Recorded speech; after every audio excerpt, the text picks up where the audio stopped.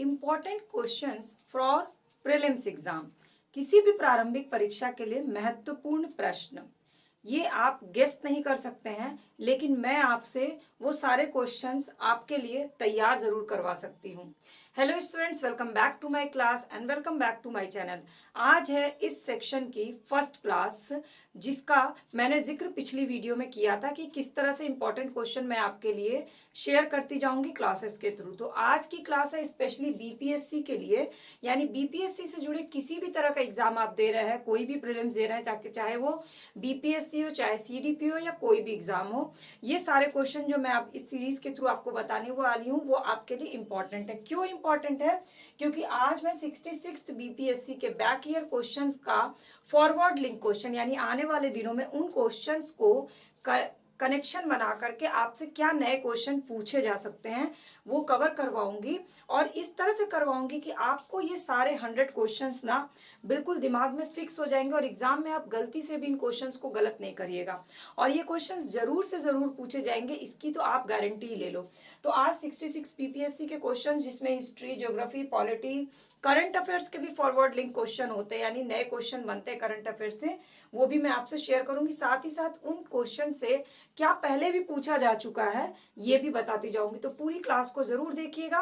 Class अच्छी लगेगी, useful लगेगी तो चैनल के सब्सक्राइब बटन को क्लिक करके बेल आइकन को प्रेस कर लीजिएगा। इससे फायदा ये है कि मेरी रोज की क्लास की वीडियो अपडेट की नोटिफिकेशन बिल्कुल फ्री ऑफ कॉस्ट आपको मिल जाएगी, और डेली बेसिस पे आप ये 30 मिनट की क्लास करके आपका पूरा प्री तैयार हो जाएगा।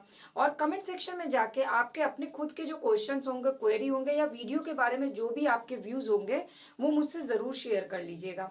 तो चलिए शुरू करते हैं आज की। तो आज पहला क्वेश्चन है भारतमाला परियोजना। जिन्होंने 66 बीपीएससी दिया होगा उनको पता होगा कि भारतमाला परियोजना से क्वेश्चन पूछा गया है कि भारतमाला परियोजना से भारत का निम्नलिखित में से कौन सा इंफ्रास्ट्रक्चर क्षेत्र संबंधित है। और इसका आंसर आपको पता होगा कि सड़क क्षेत्र संबंधित है।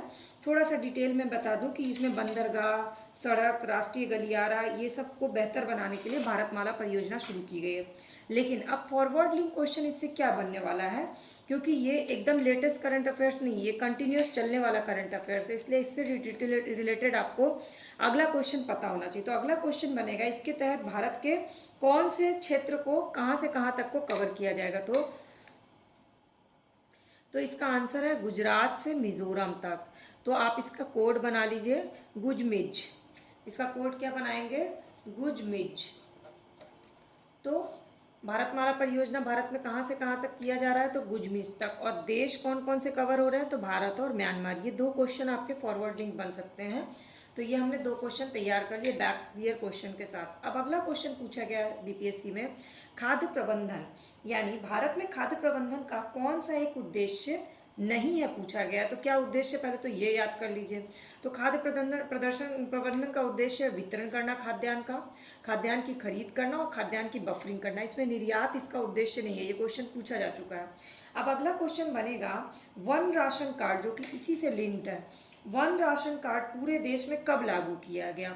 तो पूरे देश में वन राशन कार्ड लागू किया 1 जून 2020 को। इसको आप कोविड या किसी उससे डेट से लिंक करके इस डेट को याद कर लीजिएगा, क्योंकि आजकल के टाइम में अभी सबके दिमाग में वही चलता रहता है। तो 1 जून 2020 को मजदूरों के पलायन के बाद का है, ये समझ लीजिए, उससे लिंक करके आप इसको याद कर लीजिएगा।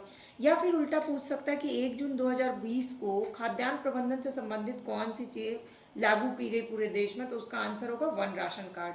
तो यहाँ से पहले हमने फिर दो क्वेश्चन तैयार कर लिया। अब तीसरा क्वेश्चन है हिस्ट्री का। आईएनए मुकदमा के वकील, आप भूल गए क्या? आईएनए मुकदमा, ये जो क्वेश्चन पूछा गया और कई बार पूछा गया है, ये चला था 1945-46 में। ये तो बेसिक ट्रेडिशनल है कि 1945-46 में दिल्ली में आईएनए मुकदमा के पक्ष में पेश हुए वकील थे। भूल गए क्या? इसलिए क्योंकि इसका आंसर है भूला भाई। भाई तुम भूल गए क्या? तो वो वकील थे भूला भाई। ये क्वेश्चन पूछा जा चुका है। अब अगला क्वेश्चन क्या बनेगा, क्योंकि आज़ाद हिंद फौज के आईएनए मुकदमे से रिलेटेड कई क्वेश्चन पूछे जा चुके हैं अब तक।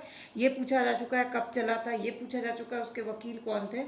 अब अगला नया क्वेश्चन बनेगा कि इसमें से 3 ब्रिगेड थे आईएनए के, वो इस ब्रिगेड का क्या नाम था। अब इस 4 ऑप्शन को देखिए, Subhash brigade, Nehru brigade, Gandhi brigade, Gokhale brigade, इसमें से कौन सा एक ब्रिगेड नहीं था आप बताइए, सोच के बताइएगा मुझे और आंसर दीजिएगा इसका ज़रूर।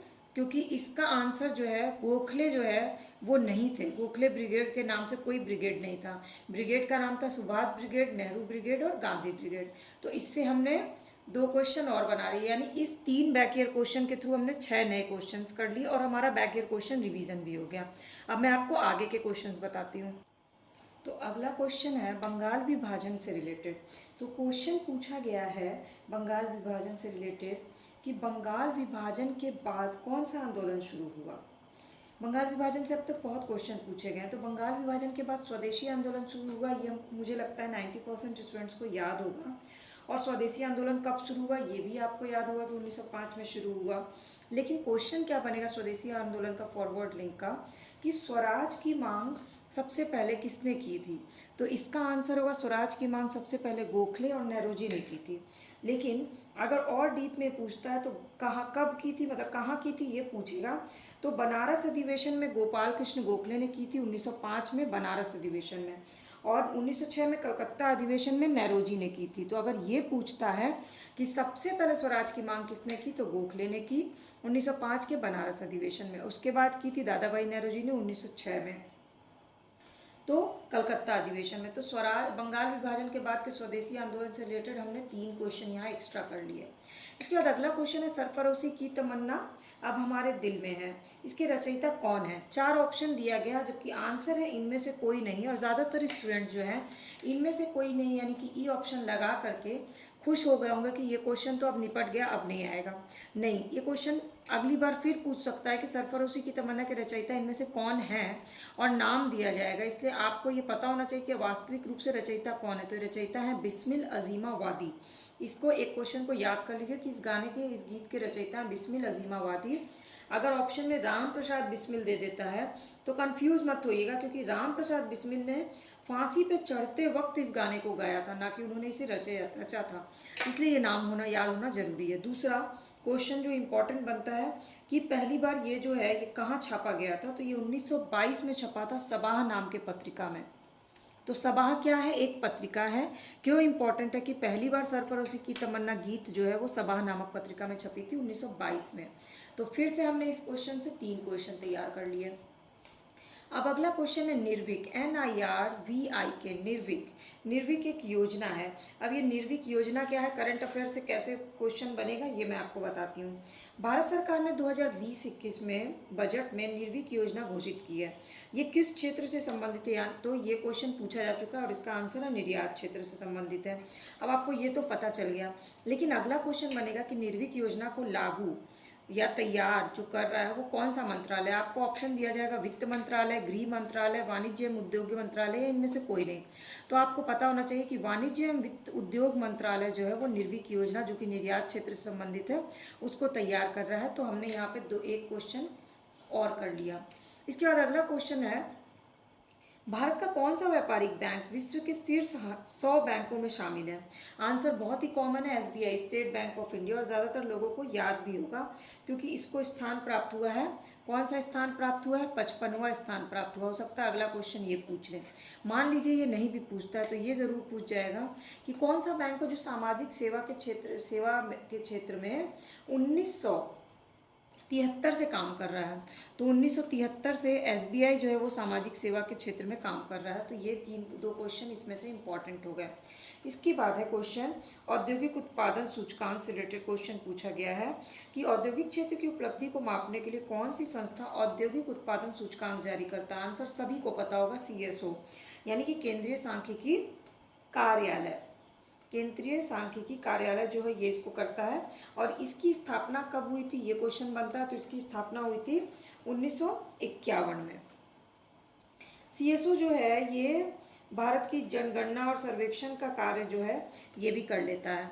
इसके बाद अगला क्वेश्चन है राष्ट्रीय महिला आयोग की प्रमुख अभी कौन है। तो इसका आंसर है करंट अफेयर्स का क्वेश्चन की रेखा शर्मा इसकी प्रमुख है। लेकिन ट्रेडिशनल क्वेश्चन अगर पूछेगा तो पहली राष्ट्रीय महिला आयोग की प्रमुख कौन थी, तो ये थी जयंती पटनायक। ये एक क्वेश्चन यहाँ से बनता है। इसके बाद है संसद की नई इमारत की बोली। तो हाल ही में संसद की नई इमारत की बोली किसने जीती, ये क्वेश्चन पूछा जा चुका और इसका आंसर है टाटा प्रोजेक्ट लिमिटेड ने संसद की नई इमारत की बोली को जीत लिया है। तो संसद की नई इमारत की नींव कब रखी गई, ये क्वेश्चन बनता है। इसकी नींव रखी गई थी 10 दिसंबर 2020 को और किसने रखी थी, प्रधानमंत्री नरेंद्र मोदी ने रखी थी। और इससे भी आगे अगर एक क्वेश्चन बनता है तो लोकसभा के कितने सांसद और राज्यसभा के कितने सांसद के बैठने की व्यवस्था हो रही है इसमें नई संसद में, तो 888 लोकसभा के और 384 राज्यसभा के। ये अगर बहुत ज़्यादा डीप में पूछेगा तो ये क्वेश्चन पूछ सकता है और बीपीएससी में डीप क्वेश्चंस पूछे जाते हैं, इसलिए ये भी पता होना चाहिए। तो इसके देखिए आप 10 क्वेश्चन के थ्रू हमने अभी तक कम से कम 25 क्वेश्चन कर लिए हैं। अब हम आगे बढ़ते हैं। अभी तक आपको ये क्वेश्चन अच्छे लग रहे होंगे तो प्लीज़ कमेंट सेक्शन में जाके आप मुझसे अपने व्यूज़ ज़रूर शेयर करिएगा, ये मेरे लिए बहुत इंपॉर्टेंट है।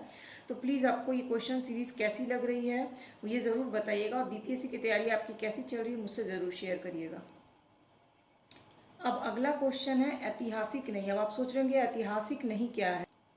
क्वेश्चन ये पूछा गया है कि ब्रिटिश शासनकाल में संविधान के विकास में कौन सा कानून ऐतिहासिक नहीं है, और ऑप्शन में दिया है regulating act, charter act 1833, government of India act 1919 और protection of civil rights act 1955। तो अपने आप आपको लगेगा 1955 का तो इतिहास से कोई संबंध नहीं है, आज़ादी के बाद का ईयर, आपने फटाक से आंसर मार दिया 1955। और सही बात यह है कि आंसर सही भी हो गया कि protection of civil rights act 1955 ये ऐतिहासिक एक्ट नहीं है, ब्रिटिश शासन का नहीं है। लेकिन नया क्वेश्चन क्या बनेगा कि वर्तमान में ये जो एक्ट है वो किस अनुच्छेद के तहत अभी भी प्रभावी है। तो वर्तमान में ये प्रभावी अनुच्छेद 17 के तहत, अनुच्छेद 17 में प्रावधानों के तहत ये आज भी प्रभावी है। अब अगला क्वेश्चन है नागरिकता कानून से रिलेटेड। ये नागरिकता कानून से रिलेटेड है कि नागरिकता संशोधन कानून कब पारित हुआ। इसका आंसर क्या है, तो 11 दिसंबर 2019 को नागरिकता संशोधन कानून अधिनियम पारित हो गया। लेकिन फॉरवर्ड लिंक क्वेश्चन क्या बनेगा कि इसको पूरे देश में प्रभावी कब किया गया। तो पूरे देश में प्रभावी किया गया 10 जनवरी 2020 को। और एक और नया क्वेश्चन बन सकता है कि बाप, ये कोडिंग याद कर लीजिए, बाप इसलिए क्योंकि बांग्लादेश, अफगानिस्तान और पाकिस्तान है ये बाप, क्योंकि यही जो है ये भारत से आने वाले कानून के तहत बांग्लादेश, पाकिस्तान और अफगानिस्तान से भारत आने वाले जो भी हिंदू, सिख, बौद्ध, जैन, पारसी होंगे उन लोगों को नागरिकता देने का प्रावधान इस कानून के तहत है, इसलिए इस बात को याद रखिएगा। अब अगला क्वेश्चन है अटल टनल किसको पार करता है। तो अटल टनल जो है ये किस पर्वत श्रेणी को पार करता है, तो इसका आंसर है पीपीपी यानी पश्चिमी पीर पंजाल, पीपीपी है। लेकिन ये तो आपको याद ही होगा, ये मोदी जी ने 3 अक्टूबर 2020 को इसका उद्घाटन किया। अगर नहीं याद है तो रिवीजन कर लीजिए कि 2020 में इसका मोदी जी ने उद्घाटन किया है। लेकिन नया क्वेश्चन करंट अफेयर से क्या बनेगा, तो ये कौन सी जगह को जोड़ती है, तो ये जोड़ती है सोलंग घाटी को सिरलू से। अभी सोलंग घाटी जो है मनाली के पास है, सोलंग घाटी लाहौल और स्पीति में मनाली के पास सोलंग घाटी को सिरसू से जोड़ती है। तो ये याद कर लीजिएगा अटल टनल के बारे में। इसके बाद अगला क्वेश्चन है सबसे अधिक वन्य जीव अभ्यारण्य किस राज्य में सबसे ज़्यादा, तो इसका आंसर है महाराष्ट्र में सर्वाधिक वन्य जीव अभ्यारण्य। टोटल कितने हैं, 42 हैं। लेकिन अगर ऑल इंडिया का पूछता है तो आपको पता होना चाहिए कि भारत में टोटल 103 राष्ट्रीय उद्यान और 544 वन्य जीव अभ्यारण्य हैं। तो ये क्वेश्चन डीपली अगर पूछेगा, डीपली भी नहीं, ये वास्ट ही है, आपको मतलब ये पता होना चाहिए कि भारत में टोटल कितने हैं। तो इसका आंसर ये है। इसके बाद अगला क्वेश्चन पूछा गया है किस कॉफ़ी उत्पादन क्षेत्रों में कौन सा क्षेत्र कर्नाटक में नहीं है। और आपने कुर्ग, चिकमंगलूर, बाबा बुदगिरी और पुलनेज ऑप्शन देखा होगा और आपने मार दिया पुलनेज में नहीं, और ये सही भी हो गया। लेकिन पुलनेज है कहाँ ये तो पता होना चाहिए ना। तो पुलनेज है तमिलनाडु में, क्योंकि अगला ये क्वेश्चन उसके लिए इंपॉर्टेंट हो सकता है अगर उसने ऑप्शन में ये दिया है बोर्ड ने। पुलनेज तमिलनाडु में स्थित एक प्रमुख कॉफ़ी उत्पादक क्षेत्र है। तो पुलनेज किस चीज़ के लिए फेमस है, कॉफ़ी उत्पादन के लिए। और पुलनेज कहाँ है, तमिलनाडु में। दोनों तरह से क्वेश्चन ये पूछा जा सकता है। तो अब हमने 15 क्वेश्चन के थ्रू ऑलमोस्ट 45 क्वेश्चन कर लिए हैं। अब हमें 50 क्वेश्चन कंप्लीट करने हैं। आज हम 50 क्वेश्चन करेंगे और आप अपनी तरफ से मुझसे 5 क्वेश्चन ज़रूर पूछिएगा। कोई भी 5 फेवरेट क्वेश्चन जो मुझे अच्छे लगेंगे, इंपॉर्टेंट लगेंगे, वो मैं अगली वीडियो में आपके नाम के साथ शेयर करूँगी कि जिस स्टूडेंट ने भी वो क्वेश्चन पूछा होगा। तो आपको 66 बीपीएससी के कौन से क्वेश्चन से लगता है कि एक नया फॉरवर्ड लिंक क्वेश्चन बन सकता है, वो क्वेश्चन मुझसे ज़रूर शेयर करिए, ताकि मैं ये आपका खुद का एनालिसिस कैसा है मैं ये समझ पाऊँ कि आप सही तरीके से एनालिसिस कर रहे हैं कि नहीं कर रहे हैं। तो अगला क्वेश्चन है ग्रीनलैंड निम्नलिखित में से किस देश का भाग है, और इसका आंसर है ग्रीनलैंड जो है वो डेनमार्क का भाग है। लेकिन अगला क्वेश्चन इससे ज्योग्राफी से और क्या बन सकता है कि किन दो महासागर के बीच में ये स्थित है, तो ये स्थित है ए के बीच में, यानी आर्कटिक और अंटार्कटिक महासागर के बीच में। फिर ये विश्व का सबसे बड़ा द्वीप है, ये क्वेश्चन पूछा जा चुका है, मतलब वो बैकवर्ड लिंक क्वेश्चन हुआ। और अगला क्वेश्चन नया बन सकता है कि ग्रीनलैंड की राजधानी क्या है, तो ग्रीनलैंड की राजधानी का नाम है नुक। तो ये दो क्वेश्चन आने वाले दिनों में, अब पिछला पूछा जा चुका है कि ये सबसे बड़ा द्वीप कौन सा है, तो ग्रीनलैंड है। अब अगला क्वेश्चन है कि जापान का सबसे बड़ा द्वीप, तो भौगोलिक क्षेत्र की दृष्टि से जापान का सबसे बड़ा द्वीप है होन्शु, ये पूछ लिया। अब होन्शु द्वीप दुनिया में कितने नंबर पे आता है, दुनिया में 7वें नंबर पे आता है। लेकिन उससे भी इम्पोर्टेंट क्वेश्चन है कि आपसे जापान के 4 बड़े द्वीप का क्रम लगाना, उत्तर से दक्षिण बोला जा सकता है, तो उसको याद करिए, होहोशिकु। होहोशिकु यानी कि होक्काइडो, होन्शु, शिकोकू और क्यूशू। तो ये आपके आंसर हो गए। इसके बाद है 13वां प्रधान बंदरगाह। 13वां प्रधान बंदरगाह, ये क्वेश्चन क्या है, तो ये करंट अफेयर से रिलेटेड है। भारत का 13वां प्रधान बंदरगाह किस राज्य में स्थापित किया जाने वाला है, तो इसका आंसर है महाराष्ट्र में स्थापित किया जाने वाला है। तो अगला क्वेश्चन बनेगा कि इस बंदरगाह का नाम क्या है, तो इस बंदरगाह का नाम है बधावन। याद कर लीजिए, ये बहुत इंपॉर्टेंट है क्योंकि 5 फरवरी 2020 को इसको मंजूरी दी गई और जवाहरलाल नेहरू पोर्टल के साथ एक शीर्ष भागीदार के रूप में इसको स्थापित किया जा रहा है। तो ये बधावन, इस तरह से भी पूछा सकता है, बधावन क्या है, तो एक प्रधान बंदरगाह है। बधावन बंदरगाह कहाँ बन रहा है, महाराष्ट्र में बन रहा है। बधावन बंदरगाह कितने नंबर का प्रधान बंदरगाह है, 13वां नंबर का प्रधान बंदरगाह है। तो क्वेश्चन वही होते हैं, अलट पलट के पूछा जाता है। तो इससे हमने 3 क्वेश्चन कर लिए। इसके बाद है भारत में सर्वाधिक सौर ऊर्जा उत्पादन वाला राज्य कौन सा है, तो सर्वाधिक सौर उत्पादन वाला राज्य है कर्नाटक। ये पूछा जा चुका है, आपने याद भी कर लिया, लेकिन नया क्वेश्चन ये बनेगा कि कर्नाटक भारत के किस मिशन के तहत सर्वाधिक सौर ऊर्जा उत्पादन का राज्य बना है, तो वो मिशन का नाम है ग्रीन इंडिया मिशन। तो ग्रीन इंडिया मिशन के तहत बना भारत में सर्वाधिक सौर ऊर्जा उत्पादन का राज्य कर्नाटक। और अगर टॉप 5 पूछा जाता है तो KTR AG। KTR AG मतलब कर्नाटक, तेलंगाना, राजस्थान, आंध्र प्रदेश, गुजरात। कर्नाटक, तेलंगाना, राजस्थान, आंध्र प्रदेश और गुजरात। ये आप क्रम से याद कर लीजिएगा, टॉप 5 सौर ऊर्जा उत्पादन केंद्र, क्योंकि ये UPSC में तो पूछ ही लेता है टॉप 5 का क्रम लगाने का।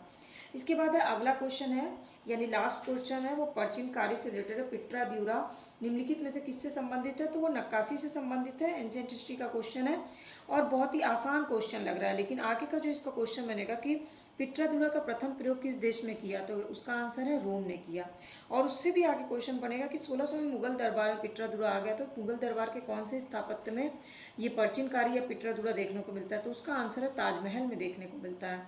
तो अब मैंने आपसे 20 क्वेश्चन के थ्रू ऑलमोस्ट 50 से 60 क्वेश्चन करवा दिए नए क्वेश्चन, और आपको याद भी करवा दिया। अब आपको क्या करना है, 66 BPSC का क्वेश्चन पेपर निकालना है।